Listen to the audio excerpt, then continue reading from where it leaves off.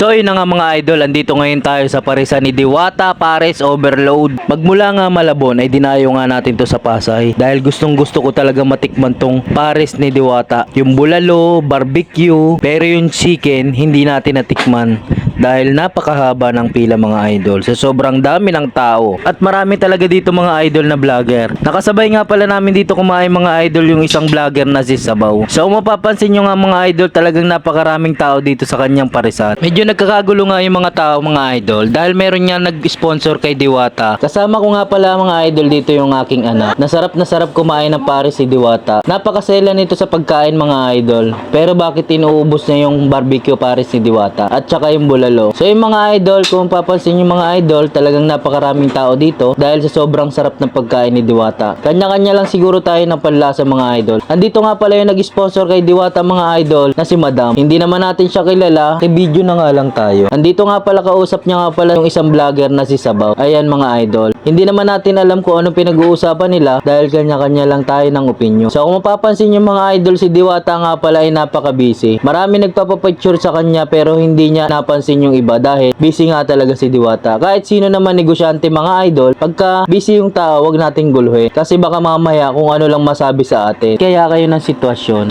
Kayo naman kaya maging-negosyante. Tapos siya naman ang mamimili. Papapicture siya sa inyo. Tingin nyo ba? Syempre sa sobrang dami ng tao, ang laki ng pinoproblema niyang tao na yan. Dahil napakarami na nga asikasuhin niya. Chine-check niya lahat ng mga tao niya kung okay ba yung mga ginagawa. Kasi sa sobrang dami ng tao, hindi ni Diwata alam kung ano uunahin. Ganyan-ganyan lang yan si Diwata, pero napakalaki ng problema niyan. Iniisip niya na maging safe yung mga customer na kumakain sa kanya. Ayaw niya kasi masira sa mga tao. Kaya wag na wag niyong sisiraan yung tao dahil napakabait ng tao. Tumutulong yan sa mga tao. Baka mamaya mawalan ka ng pagkain. Pwede ka pumunta kay Diwata, malamang bibigyan ka niyan. Hindi maramot si Diwata, wag mo lang talagang sasamantalahin yung kabaitan niya. Dahil yung tao na yan ang galing din yan sa hirap. Siguro galing kayo sa mayaman na pamilya at yung mga panlasa nyo ay kakaiba nga. Pero kasi si Diwata galing yan sa mahirap. Nagtiyaga, nagsikap para lang magkaroon ng ganyang negosyo. Sa bagay, kung galing ka sa mayaman na pamilya, hindi mo maiisip yung pinagdaanan ng tao. Kung ano-ano sinubukan para lang magkaroon ng negosyo na ganyang kalaki. Yung tao na yan nagtiyaga, kung ano-ano negosyo pinasok, pero napakagaling niya dahil nakapag-ipon siya ng ganyan. Halos nakukwento niya nga sa vlog niya, 200, pag kumita siya ng 200, yung 100 is tinatabi niya parang